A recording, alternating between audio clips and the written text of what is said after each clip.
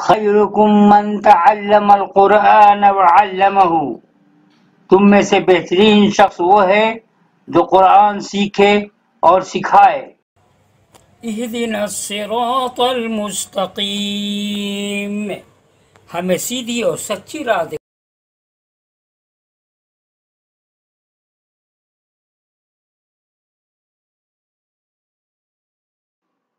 السلام علیکم ورحمۃ اللہ وبرکاتہ، اہلاً و سہلاً و مرحبا۔ عبدالوہاب آپ کے ساتھ۔ رمضان مہینہ ختم ہونے کے قریب ہے، مکمل ہونے کے قریب ہے۔ آپ تمام لوگوں کو مبارک ہو، اور جتنے ہم لوگوں نے عبادت کیا اللہ تعالیٰ سے دعا ہے کہ اللہ تعالیٰ قبول فرمائے، اور ایڈوانس میں عید مبارک۔ یہ سورہ المائدہ ہے۔ المائدہ کا میں نے مطالعہ کیا، ابھی مطالعہ کرنے کے بعد ہی آپ کے سامنے میں پیش کرتا ہوں، تلاوت کرتا ہوں۔ تو کچھ حالات اتنے اچھے ہیں اس میں، ایسی باتیں ہیں جو میں صرف چاہتا ہوں کہ صرف 3 آیات ہی تلاوت کروں، اس لیے کہ بہت امپورٹنٹ باتیں ہیں اس میں۔ دین مکمل ہونے کی بات کہی گئی ہے، اور کیسے مومن کو زندگی گزارنا ہے اس سے متعلق باتیں ہیں، کچھ احکام ہیں اس کے بارے میں ہے۔ تو آئیے میں آپ کے سامنے تلاوت کرتا ہوں، بغور سنیں گے۔ تلاوت کرنے سے پہلے ایک اہم چیز یہاں پہ لکھا ہوا ہے، دیکھیے المنزل 2۔ میں آپ کو بتا دوں کہ قرآن میں ٹوٹل 7 منازل ہیں، تو جو سورہ النساء میں نے ختم کیا ہے وہ ایک منزل ختم ہو چکا ہے، یہ دوسری منزل ہے، اور اس کے بعد 11ویں پارے میں ہے، اور پھر 14ویں پارے میں ہے، اور اس کے بعد 19ویں پارے میں، اور اس کے بعد 23ویں پارے میں، اور پھر مجھے لگتا ہے کہ 26ویں پارے میں سورہ قاف، اور اس کے بعد ختم۔ یعنی 7 منازل ہیں، ایک منزل مکمل کر چکے ہم لوگ۔ دعا کیجئے۔ آج سورہ المائدہ تلاوت کر رہا ہوں، یعنی میں نے آپ کے سامنے سورہ البقرہ، سورہ آل عمران اور سورہ النساء میں تلاوت کر چکا ہوں، اور اس کے علاوہ 28واں پارہ، 29واں پارہ اور 30واں پارہ بھی کر چکا ہوں۔ اب میرا مشورہ یہ ہے کہ آپ اپنے گھر میں تلاوت قرآن کا اہتمام کیجئے، اور مسلسل 40 دنوں تک اگر تلاوت قرآن کریں گے تو آپ کی زندگی میں تبدیلی آ جائے گی، قرآن سے لگاؤ ہو جائے گا، معنی مفہوم کو سمجھنے لگے گا انشاءاللہ تعالی۔ صرف تلاوت کرنے سے کچھ ہم لوگ سمجھتے ہی نہیں ہیں، جبکہ معنی مفہوم کو سمجھنا بہت ضروری ہے۔ آئیے میں تلاوت کرتا ہوں۔ اعوذ باللہ من الشیطان الرجیم، بسم اللہ الرحمن الرحیم۔ یا ایہا الذین آمنوا اوفوا بالعقود، احلت لکم بہیمۃ الانعام الا ما یتلی علیکم غیر محل الصید وانتم حرم، ان اللہ یحکم ما یرید۔ یا ایہا الذین آمنوا لا تحلوا شعائر اللہ ولا الشہر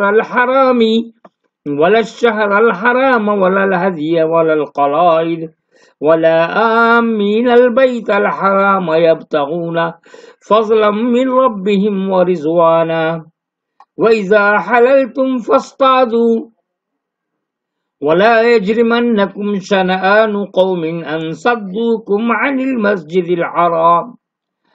الْمَسْجِدِ الْحَرَامِ أَن تَعْتَدُوا وَتَعَاوَنُوا عَلَى الْبِرِّ وَالتَّقْوَى وَلَا تَعَاوَنُوا عَلَى الْإِثْمِ وَالْعُدْوَانِ وَاتَّقُوا اللَّهَ إِنَّ اللَّهَ شَدِيدُ الْعِقَابِ۔ اے ایمان والو، عہد و پیمان کو پورا کرو۔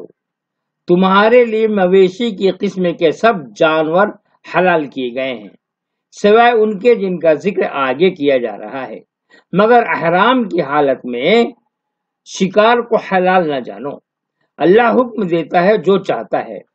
اے ایمان والو، بے حرمتی نہ کرو اللہ کی نشانیوں کی، اور نہ حرمت والے مہینوں کی، اور نہ حرم میں قربانی والے جانوروں کی، اور نہ پٹے بندھے ہوئے نیاز کے جانوروں کی، اور نہ حرمت والے گھر کی طرف آنے والوں کی جو اپنے رب کا فضل اور اسی کی خوشی ڈھونڈنے میں نکلے ہیں۔ اور جب تم احرام کی حالت سے باہر آ جاؤ تو شکار کرو، اور کسی قوم کی دشمنی کہ اس نے تم کو مسجد حرام سے روکا ہے، تم اس کو اس پر نہ ابھارے کہ تم زیادتی کرنے لگو۔ تم نیکی اور تقوی میں ایک دوسرے کی مدد کرو اور گناہ اور زیادتی میں ایک دوسرے کی مدد نہ کرو۔ اللہ سے ڈرو، بے شک اللہ سخت عذاب دینے والا ہے۔ تفسیر دیکھتے ہیں۔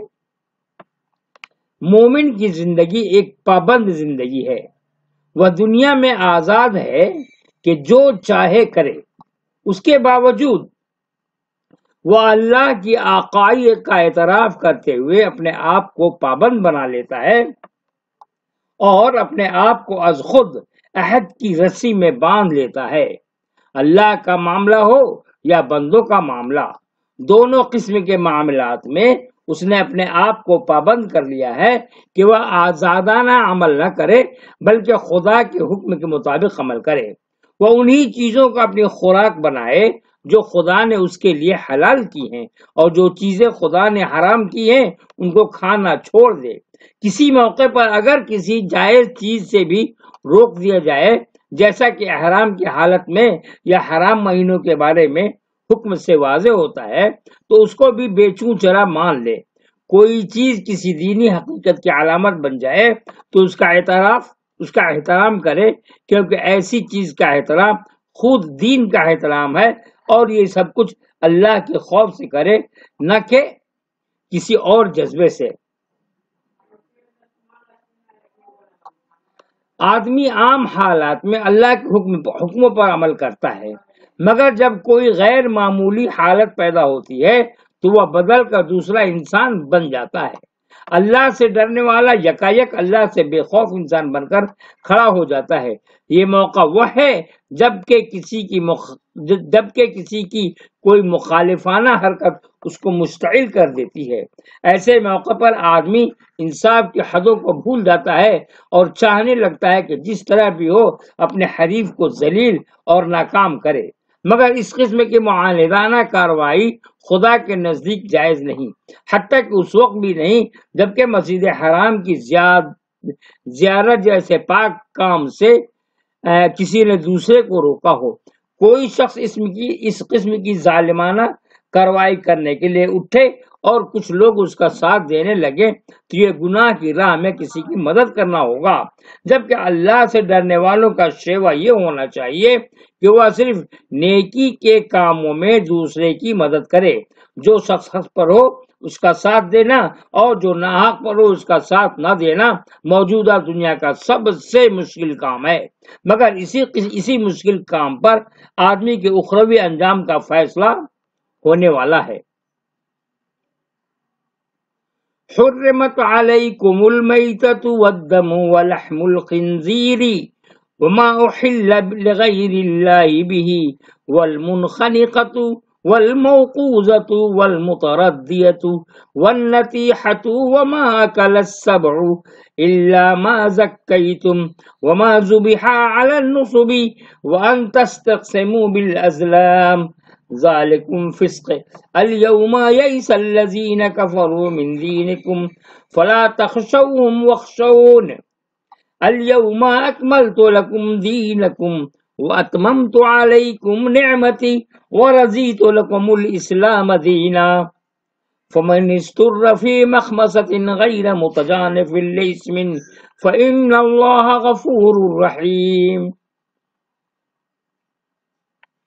تم پر حرام کیا گیا مردار اور خون اور سور کا گوشت اور وہ جانور جو خدا کے سوا کسی اور نام سے ذبح کیا گیا ہو، اور وہ جو مر گیا ہو گلا گھونٹنے سے یا چوٹ سے یا اونچے سے گر کر یا سینگ مارنے سے، اور وہ جس کو درندے کھانے کھایا ہو مگر جس کو تم نے ذبح کر لیا اور وہ کسی تھان پر ذبح کیا گیا ہو، اور یہ کہ تقسیم کرو جوئے کے تیروں سے، یہ گناہ کا کام ہے۔ آج منکر تمہارے دین کی طرف سے مایوس ہو گئے ہیں، پس تم ان سے نہ ڈرو، صرف مجھ سے ڈرو۔ آج میں نے تمہارے لیے، یہیں سے امپورٹنٹ چیز دیکھیے گا، آج میں نے تمہارے لیے تمہارے دین کو پورا کر دیا اور تم پر اپنی نعمت تمام کر دی اور تمہارے لیے اسلام کو دین کی حیثیت سے پسند کر لیا. پس جو بھوک سے مجبور ہو جائے لیکن وہ گناہ پر مائل نہ ہو تو اللہ بخشنے والا مہربان ہے. آئیے تفسیر دیکھتے ہیں. بعض جانور اپنے امپورٹنٹ چیز ہے، بعض جانور اپنے طبی اور اخلاقی نقصانات کی وجہ سے اس قابل نہیں کہ انسان ان کو اپنی خوراک بنائے. خنزیر کو اللہ تعالیٰ نے اسی سبب سے حرام قرار دیا. اسی طرح جانور کے جسم میں گوشت کے علاوہ کئی دوسری چیزیں ہوتی ہیں جو انسانی خوراک بننے کی قابل نہیں، انہی میں سے خون بھی ہے. چنانچہ اسلام میں جانور کو ذبح کرنے کی ایک خاص صورت مقرر کی گئی تاکہ جانور کے جسم سے خون پوری طرح بہہ کر نکل جائے. ذبح کے سوا جانور کے مارنے کے جو طریقے ہیں ان میں خون جانور کے گوشت میں جذب ہو کر رہ جاتا ہے، وہ پوری طرح اس سے الگ نہیں ہوتا. اسی سبب سے شریعت میں مردار کی تمام قسموں کو بھی حرام کر دیا گیا، کیونکہ مردار جانور کا خون فوراً ہی اس کے گوشت میں جذب ہو جاتا ہے. اسی طرح ایسا گوشت بھی حرام کر دیا گیا جس میں کسی طرح مشرکانہ عقیدے کی آمیزش ہو جائے. مثلا غیر اللہ کا نام لے کر ذبح کرنا یا غیر اللہ کے تقرب کی خاطر جانور کو قربان کرنا. تاہم اللہ نے اپنی رحمت خاص سے یہ گنجائش دے دی کہ کسی کو بھوک کی ایسی مجبوری پیش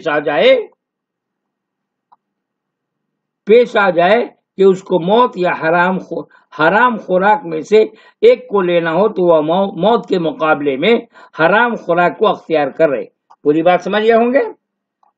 اس کے بعد آج میں نے تمہارے دین کو تمہارے لیے کامل کر دیا، یعنی تم کو جو احکام دیے جانے تھے وہ سب دے دیے گئے. تمہارے لیے جو کچھ بھیجنا مقدر کیا گیا وہ سب بھیجا جا چکا. یہاں علی الاطلاق دین کے کامل کیے جانے کا ذکر نہیں ہے، بلکہ امت محمدی پر جو قرآن نازل ہونا شروع ہوا تھا اس کے پورے ہونے کا اعلان ہے. یہ نزول کی تکمیل کا ذکر ہے نہ کہ دین کی تکمیل کا. اسی لیے الفاظ یہ نہیں ہے کہ آج میں نے دین کو کامل کر دیا، بلکہ یہ فرمایا کہ آج میں نے تمہارے دین کو تمہارے لیے کامل کر دیا. حقیقت یہ ہے کہ خدا کا دین ہر زمانے میں اپنی کامل صورت میں انسان کو دیا گیا ہے. خدا نے کبھی ناقص دین انسان کے پاس نہیں بھیجا. قرآن کو ماننے والی امت کو خدا نے اتنی مضبوط بنیادوں پر قائم کر دیا ہے کہ وہ اپنی امکانی قوت کے اعتبار سے ہر بیرونی خطرہ کی زد سے باہر جا چکی ہے. اب اگر اس کو کوئی نقصان پہنچے گا تو اندرونی کمزوریوں کی وجہ سے نہ کہ خارجی حملوں کی وجہ سے. اور اندرونی کمزوریوں سے پاک رہنے کی سب سے بڑی ضمانت یہ ہے کہ اس کے افراد اللہ سے ڈرنے والے ہوں. تو جناب یہیں تک میں نے ختم کر دیا. صرف 3 آیات کی میں نے تلاوت کی ہے. آیت نمبر 4 سے کل انشاءاللہ نیکسٹ ویڈیو میں بناؤں گا. خدا سے دعا کیجیے کہ میں ہر دن صبح کی نماز کے بعد آپ کی خدمت میں تلاوت قرآن پیش کر دوں، اور آپ سے مؤدبانہ گزارش ہے کہ آپ اجتماعی طور پر تلاوت قرآن کا اہتمام کریں.